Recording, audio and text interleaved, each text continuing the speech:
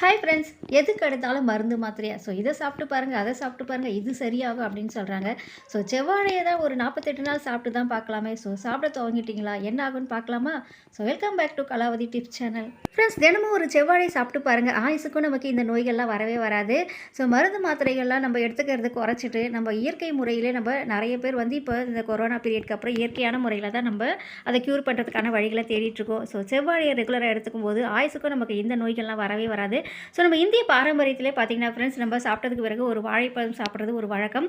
அது நம்ம ஹெல்த்துக்கு ரொம்பவே நல்லது. வாழைப்பழத்தில் எத்தனை வகை இருந்தாலும் கூட இந்த செவ்வாழையில் இருக்கக்கூடிய பார்த்திங்கன்னா ரொம்ப வந்து ஹெல்த் பெனிஃபிட்ஸ் அதிகமாகவே இருக்குது. அதுக்கு ஒரு தனிச்சிறப்பே இருக்குது இந்த செவ்வாழைக்கு. இந்த செவ்வாழையை நம்ம சாப்பிடும்போது மாலை கண் நோய், மலட்டுத்தன்மை பிரச்சனை இதெல்லாம் வந்து க்யூர் ஆகும். ஸோ தினமும் ஒரு செவ்வாழையை எடுத்து பாருங்கள் ஃப்ரெண்ட்ஸ், எல்லாருமே உங்களை பாராட்டுவாங்க. ஸோ செவ்வாழையை சாப்பிட்றதுலாம் நம்மள எல்லாரும் பாராட்டுவாங்களா எப்படின்னு கேட்குறீங்களா ஃப்ரெண்ட்ஸ்? உங்கள் பிரெயின் நல்லா ஆக்டிவாக இருக்கும், நம்ம போன் நல்லா ஸ்ட்ராங்காக வச்சுக்கும், இதயத்தோட ஹெல்த்துக்கும் ரொம்பவே நல்லது. ஸோ இது எல்லாமே ரொம்ப ஆரோக்கியமாக இருக்கும்போது நம்ம வேலையில் ரொம்ப சுறுசுறுப்பாக எல்லா வேலைகளும் சிறப்பாக செய்யலாம். இதனால் நமக்கு பாராட்டுகள் நிச்சயமாக குவியும்.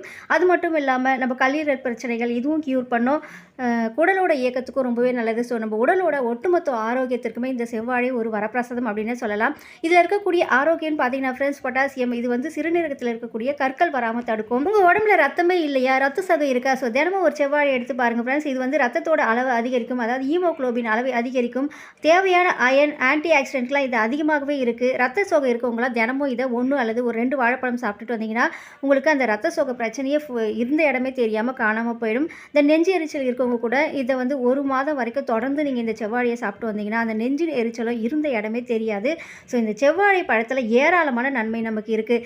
பல நோய்களை தீர்க்கக்கூடிய மருத்துவ குணம் நிறைந்த ஒரு வாழைப்பழம்னா இந்த செவ்வாழை தான்.